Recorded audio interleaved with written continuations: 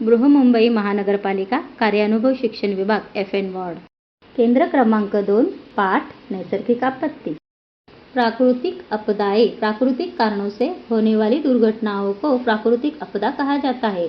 भूकंप, बाढ़, तूफान, ओलावृष्टि, ज्वालामुखी, सुनामी आदि प्राकृतिक आपदाएं हैं। सूखा सूखा मीन्स दुष्काल, यह भी एक प्राकृतिक आपदा है। कौन से भी साल अगर बारिश नहीं गिरती है या कम गिरती है तो पीने के लिए या खेती के लिए पानी नहीं होता है, अनाज की कमी होती है, पानी की कमी होती है, इसे ही सूखा सूखा कहते हैं, मतलब बारिश नहीं है। सूखे का प्रभाव वनों की कटाई प्राकृतिक संसाधनों को व्यापक नुकसान पहुंचाती है। कुछ छोटे लाभ भी है, जैसे जलाने के लिए लकड़ी प्राप्त होती है। उदाहरण के लिए कुछ पौधों में वनों की कटाई की संभावना अधिक होती है। विशाल समुद्र की लहरें पारिस्थितिक तंत्र में अचानक परिवर्तन का कारण बनती है।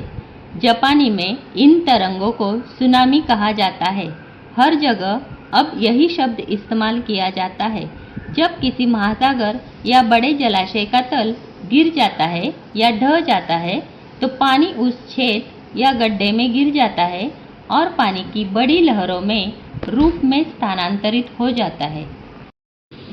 सुनामी के पर्यावरणीय प्रभाव महत्वपूर्ण है।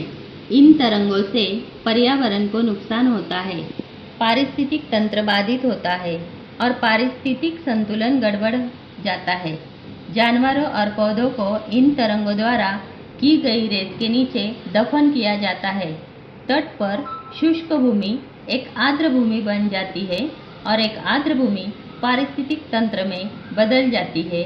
भूजल के खारे पानी को जोड़ने से जल संसाधन का क्षरण होता है। खरोच गायब हो जाते हैं, छोटे द्वीप बंजर हो जाते हैं। यदि किनारे पर कांटेदार और घास के पौधे हैं तो यह कुछ जानवरों के लिए एक निवास स्थान है।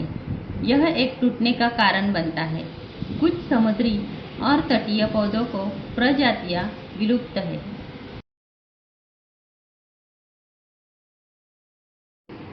भूकंप का अर्थ होता है जमीन का कांपना या हिंसक हिलना। पृथ्वी के भूपटल में जब तनाव उत्पन्न होता है या ज्वालामुखी क्षेत्रों में मैग्मा के उत्पन्न हलचल के कारण पृथ्वी की सतह का हिलना या कांपना भूकंप कहलाता है। जब भी पृथ्वी के किसी भाग में लोगों को इसे पाला पड़ता है तो लोगों को हमेशा ही भारी तबाही का सामना करना पड़ता है।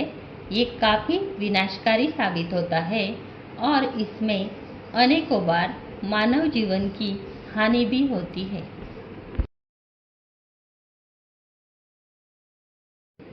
अगली प्राकृतिक आपदा है बाढ़।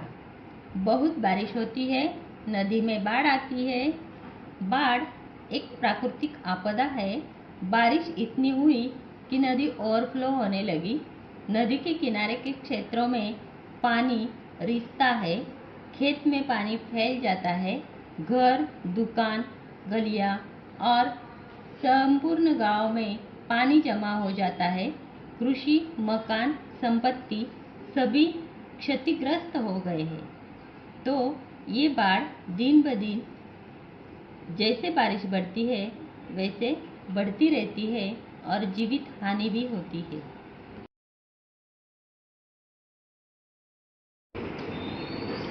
बिजली। बारिश के मौसम में जब आसमान काले बादलों से भर जाता है तो आपने बिजली चमकती देखी होगी। शायद कभी यह इमारतों, पेड़ों, खेतों, भूमि पर गिरती है। जहाँ भी बिजली है वहाँ जो भी है वह जल गया है। कभी कभी बिजली गिरने से लोग और जानवर मारे जाते हैं।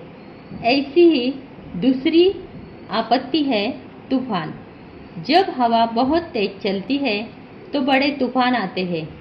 घरों की छतें उड़ जाती हैं, लैंप पोस्ट गिर जाते हैं, पेड़, फसलें लगाई जाती है जो गिर जाती है, जमीन पर गिर के वो तहस नहस हो जाती है। तूफान ने कृषि को भारी नुकसान पहुंचाया है।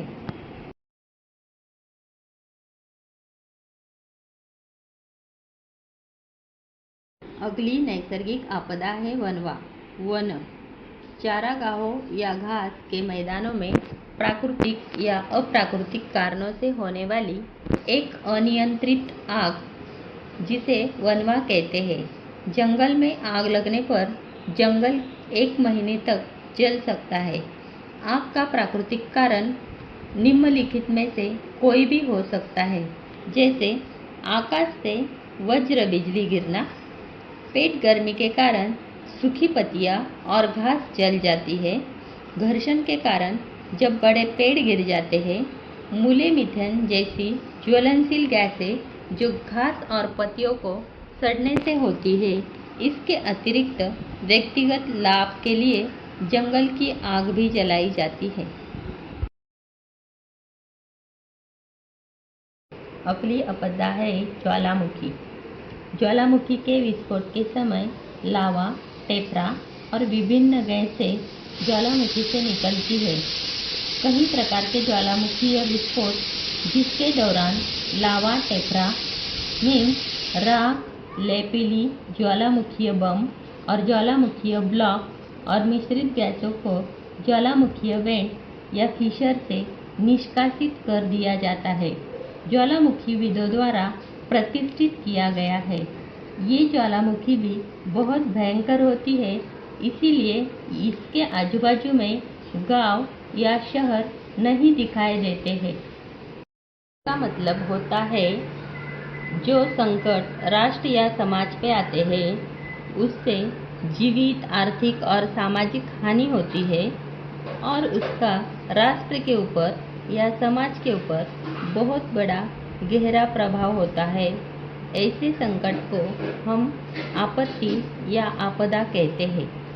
इस आपदा का व्यवस्थापन करना बहुत ज़रूरी होता है और उसके लिए हमने यहाँ पे 3 पार्ट जो दिए हैं।